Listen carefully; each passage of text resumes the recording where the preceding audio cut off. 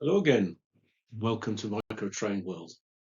This is a series of videos on 1 and 220 based around Marklin Z. In this series is the second, I think, in the buildings one.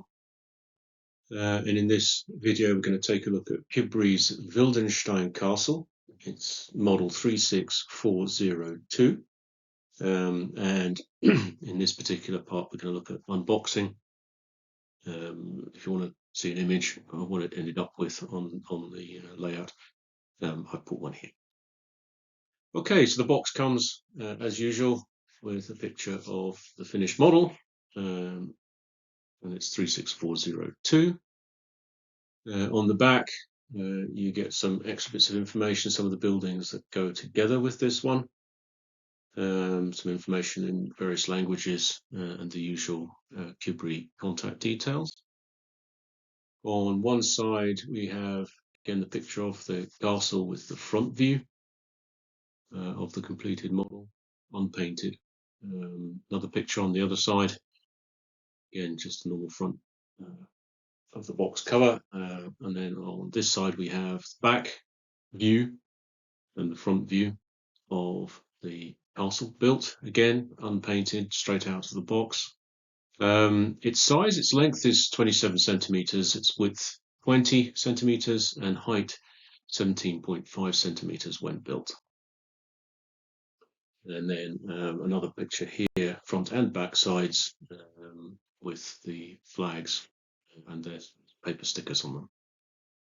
So take it open the box. Box is quite nice, maybe a little bit flimsy, but probably far bigger than it needs to be for the contents. It's not a complex kit, this one. You get 3 pages of instructions. They work pretty well. There's no color, it's all black and white. As usual with Kibri, you find there are pieces in the kit that don't have a place in the instructions. Yeah, so look out for those and don't worry too much if you have a piece left over. 2 useful black sheets. It's slightly tricky to get glued and get them to stick. They take a bit of time, but they're really good at keeping the light from passing through the plastic if you're going to put lights in the building. I wanted to put lights in the building, so these are always very useful.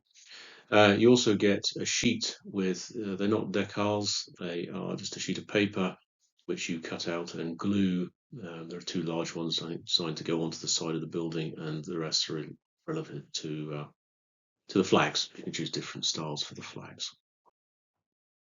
Okay, let's get into the pieces. Though most of this kit is the walls and the building itself.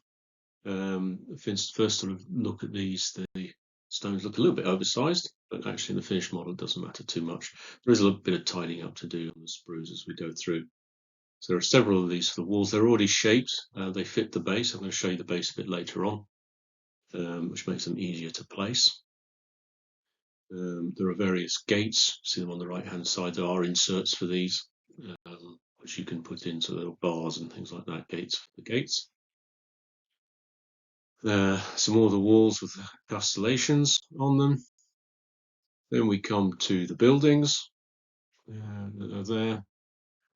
Again, there's slightly different colour for the main buildings, a lighter stone depicted. The stonework's actually pretty good for putting in washes. And again, I'll show you that a bit later. So this is the main building, so it makes it more of a schloss. Nice overhanging windows there, and detail. This is the other side of the tower with the steps leading down. Then we've kind of got the balconies and other bits and pieces for the roof fittings. This is at the back of the model, actually, so if you have got it on display, you can put the front towards the public, but actually there's some really cool features on the back as well, which you could make something of. Roofs are all preformed, there's not much to do here, very specific to each building.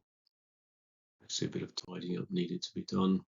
Then there's a set of wooden pieces. There's the window frames, for example. There's also the walkway that runs down the side of the steps. And you can also see some of those gate bars I talked about as inserts. So some nice little details. One thing I did like and worked really well were these. These are the shutters for the windows, already pre-coloured, which took a bit of the pain out of the painting process. So I thought these were a pretty good addition. As always, you get a little sprue of greenery. I think the same sprue of greenery goes in most of Kibri's kits. I haven't used these normally, but I think I used some of them, as you've seen the photographs of the finished model, to create like vine plants, onto which I then put some different colours and painted them in greens and a bit of flock on to take away that green plastic view. But that's then.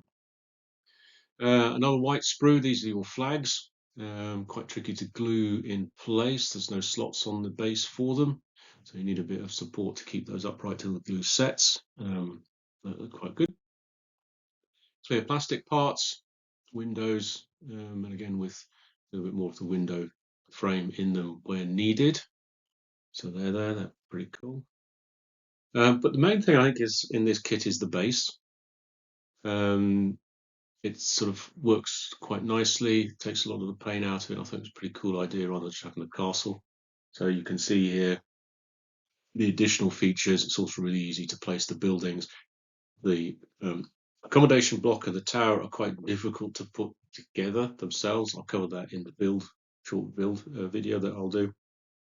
But at least this allows you to set them in place, fix them with tape, and then do the gluing so that when you put it back on, particularly if you've got lights and you want to remove it for travel, for example, they're easier to slot in. And there are areas which do need tidying up on here. But overall, I really like the base, and I'm going to just take you through a few pictures of it here so you can see that there's a lot of really neat features. So it's not all just on one level. There are multiple levels, so there's a lot of areas you can create as extra interest. Now you can see also how it makes sense when the walls go against this, how they fit round the shape of the base as well. But I thought the base was a really cool idea. There's some steps here that lead up to it from ground level. So that's it. That's all that's in that particular box. I'm going to do the video on the build, and then I'm also going to put up a video for one of the layouts on which it appears, and there's more shots of the castle as it was finished. So thank you very much indeed.